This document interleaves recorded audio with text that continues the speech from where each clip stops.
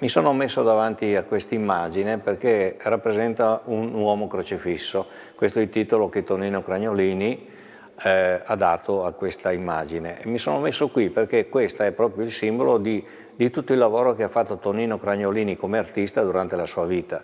Cioè veramente il suo impegno è stato quello di denunciare le contraddizioni, le violenze della storia. Ha preso a pretesto lui non soltanto la storia e determinati argomenti della storia, per esempio l'assassinio di Bertrando di Saint-Geniès, patriarca d'Aquileia, oppure per esempio la discesa di Federico II in Friuli e parecchie altre cose, ha preso però anche come argomento dei testi letterari molto famosi, italiani e stranieri. In particolare si è molto soffermato sulle confessioni di un italiano di Nievo che lui amava molto, ma anche per esempio su autori stranieri come Jonathan Swift, di cui ha non rappresentato, non illustrato, non sono mai illustrazioni le sue, sono sempre reinvenzioni, insomma. Di Swift lui ha ripreso il famoso testo Una modesta proposta, che è un testo violentemente satirico sulla povertà irlandese, eccetera. Ecco, questo proprio sono i temi suoi e noi lo possiamo vedere dappertutto, anche in questa mostra. Qui per esempio vediamo appunto un uomo crocefisso circondato da punte, circondato da picche, circondato da armi di guerra, da armi di offesa, per dare questa sensazione di questa umanità che nel corso della storia viene sopraffatta e viene spesso anche distrutta e uccisa nelle guerre e torturata. Noi sappiamo cosa vuol dire questo perché siamo di fronte anche oggi a tanti fatti che sono da un punto di vista umano e sociale pressoché inenarrabili, insomma. Ecco, adesso sono di fronte a un grande trittico che Tonino Cragnolini ha donato alla Fondazione Concordia 7. Tutte le opere che sono in questa mostra di Cordenons sono state donate dall'artista a suo tempo, prima la Galleria Sagittaria e poi la Fondazione Concordia 7 che ha preso in carico, diciamo, tutte le opere d'arte che in 50 anni di attività sono state donate. Ecco, qui torna la figura del crocifisso. In questo caso il crocifisso che si vede qui in rosso chiaro, chiamiamolo così, è Bertrando di Saint-Geniès, patriarca di Aquileia. Infatti Tonino ha fatto un lungo racconto sulla storia dell'uccisione del patriarca Bertrando nel giugno del 1350 sui prati della Richenwälder, quindi poco sopra Cordenons. Questo assassinio fu preparato dai grandi congiurati feudatari friulani che non sopportavano, diciamo, la presenza di quest'uomo che andava contro i loro piani, insomma, e che voleva anche imporre la sua autorità, perché lui, essendo patriarca di Aquileia, era anche il capo politico del Friuli, teoricamente, naturalmente. Ecco, e si tratta di una storia che lui ha raccontato in molte tavole. Questo trittico è il cuore centrale della storia, che si intitola Congiura. Come si vede, qui ci sono queste figure sotto che congiurano e in alto c'è la figura del patriarca, la mummia, perché già si prefigura la sua morte. Poi c'è l'assassinio nella tavola centrale e poi c'è lo spregio, perché il corpo di Bertrando fu fatto proseguire verso Udine su un carro dove erano state messe anche delle prostitute e dei porci. Si tratta di una storia in cui appunto ancora una volta l'artista denuncia la violenza della storia. Ed è una cosa che si capisce, perché se tu vuoi la pace, se tu vuoi capire come si fa per tenere la pace, tu devi capire da dove nasce la guerra.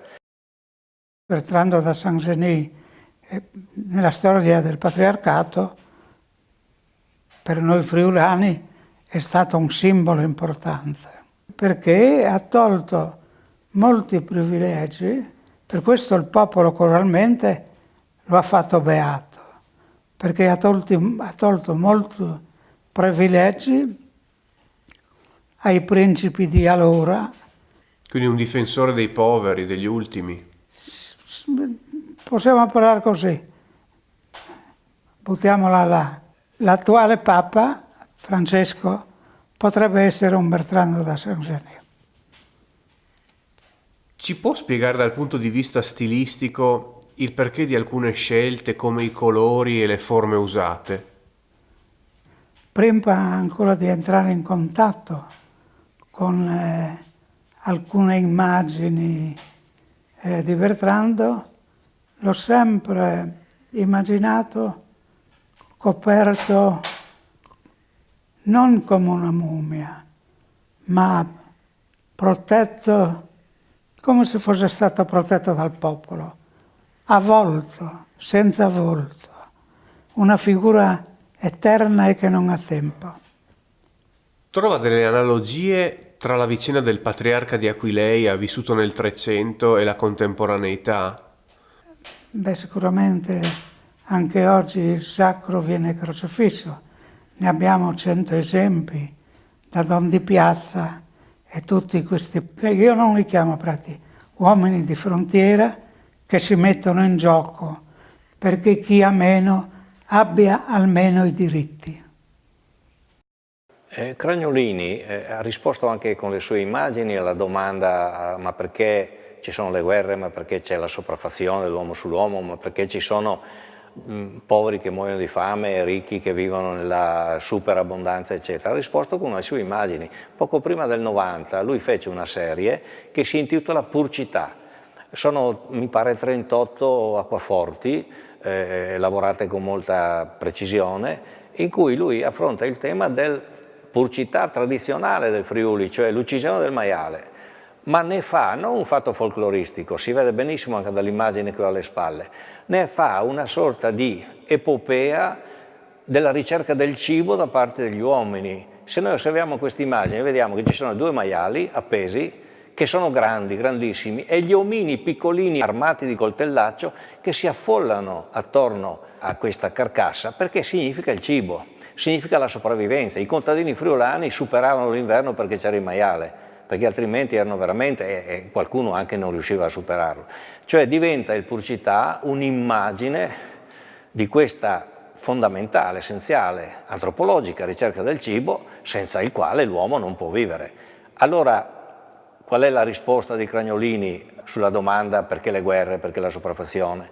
La risposta è perché non c'è giustizia, cioè perché non c'è una sufficientemente giusta o comunque sufficientemente equilibrata distribuzione delle risorse per la sopravvivenza tra gli uomini e di conseguenza la sopraffazione e la guerra è inevitabile.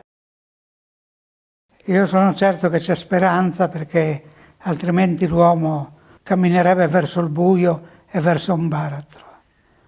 L'uomo deve cercare prima di tutto dentro se stesso, trovare le certezze, essere sincero con se stesso e allora iniziare un cammino collettivo che ci faccia superare questo tipo di società che non è la nostra. In che senso non è la nostra? Che non è la società che ci hanno trasmesso i padri. Ognuno deve iniziare un percorso di fede nei suoi distinguo e l'obiettivo sarà un percorso comune dell'umanità.